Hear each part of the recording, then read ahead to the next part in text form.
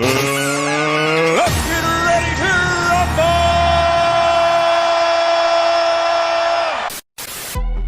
Greetings. Welcome back to Common Sense News. In a press conference at his compound in Mar-a-Lago, President Donald Trump did something neither Joe Biden nor his cackling counterpart have done for the past 4 years, and that is speak to the press at length and field unscripted questions from random reporters. In an over 1 hour event, Trump spoke on policies he plans to implement as president, such as no taxes on tips and Social Security, and invited Vice President Harris to 3 debate dates in September. In a rally being held at the same time with a paltry turnout that resembled a junior high school pep squad in a small gym, VP Harris had this to say when informed that Mr. Trump had agreed to meet her on the debate stage. I've always been on record. I am looking forward to debating Donald Trump, and we have a date of September 10th. I hear he is finally committed to it. I'm looking forward. What about the other two? While this may sound good, it appears she will only accept the September 10th date on ABC, with handicapped stipulations put in place to protect the dementia-riddled Joe Biden, and not the other two intended to be on neutral ground with a live audience. As Harris continues her campaign, it appears she is having second thoughts on her selection of Tim Walz as her running mate.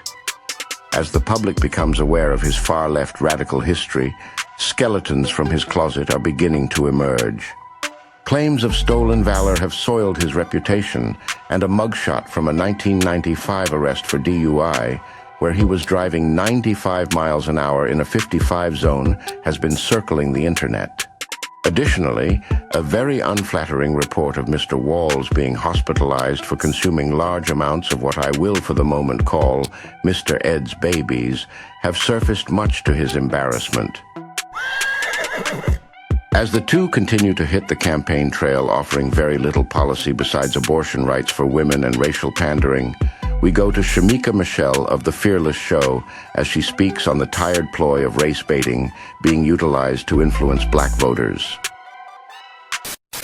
Over just the last few years with the Me Too movement and Believe All Women and Time's Up, we've pretty much trained people not to question women at all. And we know that this is definitely true when it comes to black women. I just saw Simone Biles post, when you want to criticize a black woman, don't.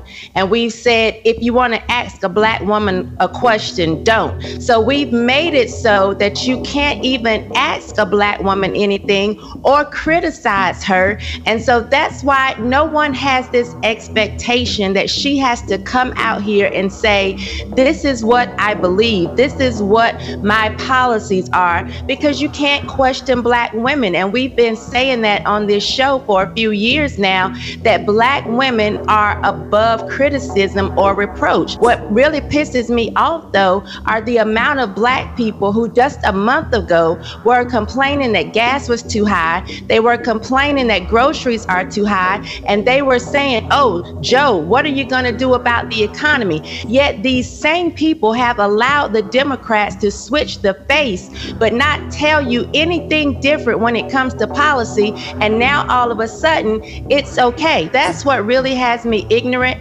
upset, because they know how ignorant black people can be, just clueless and emotional. It's almost like they feel like we are a bunch of dancing monkeys, and all you have to do is dangle a banana in our face to distract us, because that's what they've done. They've taken this black woman and dangled her in our faces, and so many black people are now distracted when a month ago they knew they were living paycheck to paycheck. While there is a growing segment of the black female voting community becoming informed, there is still a large proportion that will vote for Harris simply because she has a little melanin in her skin and a coochie between her legs.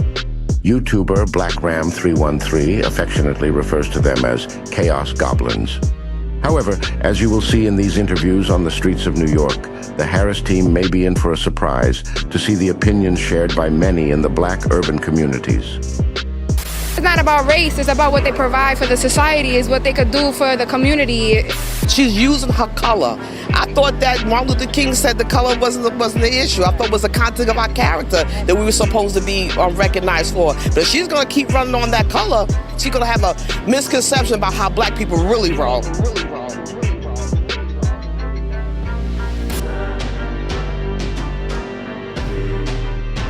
Common Sense News, such a tremendous channel.